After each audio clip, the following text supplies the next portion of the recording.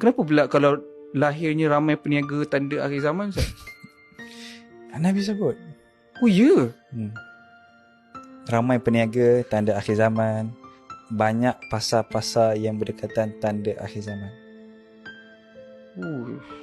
Cuba Isa buka muka surat tu. 31 ni first time saya dengar. Itu memang best. Muka surat berapa? Sebab sekarang saya scroll TikTok je orang buat live niaga. Scroll TikTok je orang buat live niaga. Muka surat apa tu Isa? 31. 31 Saya tulis buku tapi 144. 144. Saya tulis buku tapi tak mana saya ingat tau. Betul. Sama juga saya hafal Quran tapi saya tak hafal page. Kan? Page lain cerita. Kan Nabi sebut tu dengan jelas, banyak berlaku peniaga dan pasar-pasar itu berdekatan di antara satu sama lain. Saya baca Ustaz. Nabi SAW bagi tahu, tiba hari kiamat, para pembesar menyerah dan para pedagang merebak ke mana-mana sehingga kaum wanita turut ikut serta berniaga dengan suaminya.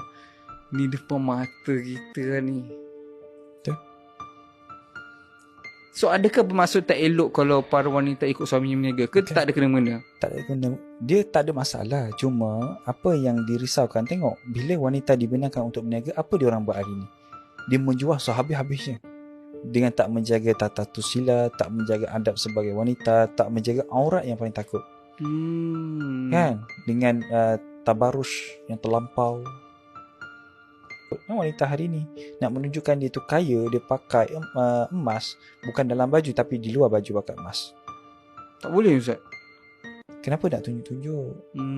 Satu lagi penyakit ain. Itu kita bincang penyakit ain pula. Takut juga saya penyakit ain tu. Ustaz takut? Semua kan. Itu perkara yang perlu kita takut lah.